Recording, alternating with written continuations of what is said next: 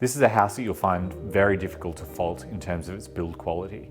It is absolutely exceptional, and it's probably built to a standard that far surpasses most homes that are built today. If you're looking for a penthouse alternative, if you didn't want the body corporate, if you want to have your own space and your own freedom of choice, then this is certainly a house for you. Today we're going to have the privilege to talk to Mary Durack. She's an interior designer who's been around Brisbane for quite some time, who was integral in a lot of the decisions made on the interiors. How do you find that the interiors are sort of in the level of luxury that you've designed before? Because you've designed boats and planes and... I've been very fortunate. I mean, my philosophy is always to extract the essence of the people I work for, get something from them, and then be the conduit to deliver. Helen really wanted a home. She's been on the move for so long. She just wanted a sense of somewhere that the family could come. You'll see the kitchen is the hub. She cooks and cooks and cooks and has people here, and they sit out on the terrace. They love entertaining. It's not so much about a house where you retreat to bedrooms, it's more about living this house. It's a living house.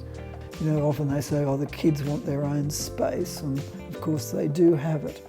But I never think of this house as that sort of house. They're not locking themselves away. It's all about being the family, being together, being in the kitchen, the gorgeous Greek food coming out, the generosity of spirit. Yes, it perhaps doesn't have a tennis court, but it's not that sort of house. It's like living in New York City. You just have the defined area, and you go to Central Park for your exercise. In this case, New Farm Park. I believe in the future. I believe in the past. I believe what you truly desire, you can bring the past.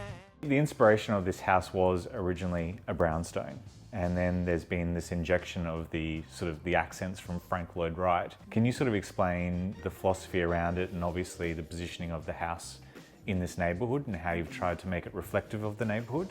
Helen was very keen to have this romantic notion of the New York brownstone, but I couldn't see how that really related. So I tried to find references in the district that somehow or other gave us a clue how to move forward. And I thought Frank Lloyd Wright offered the best opportunity to create a sculptural appearance of the house, particularly the way the project moved up the site, so that it just blended in. And I'm very pleased over the time that the house has been here with the landscaping.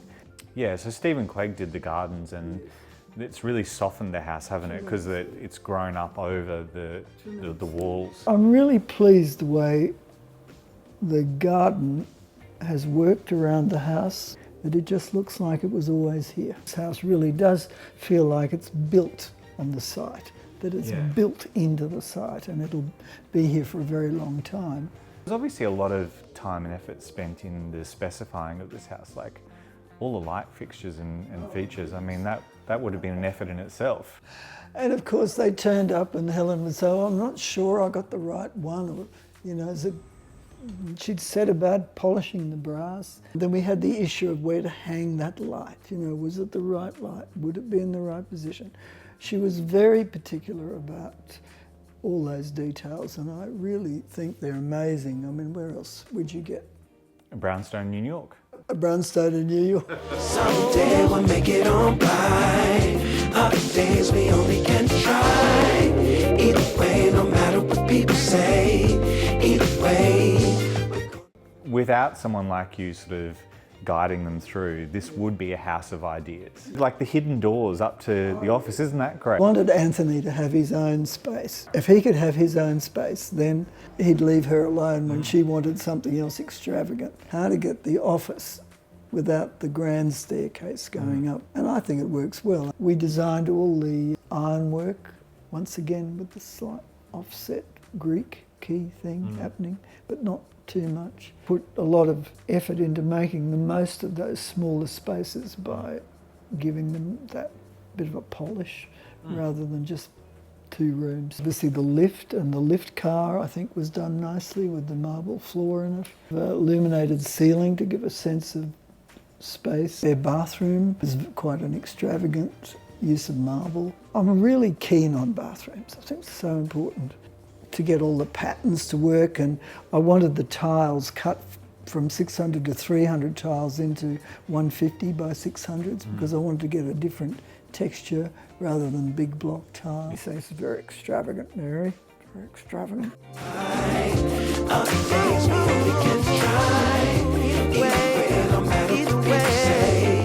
Either way, we're gonna get better.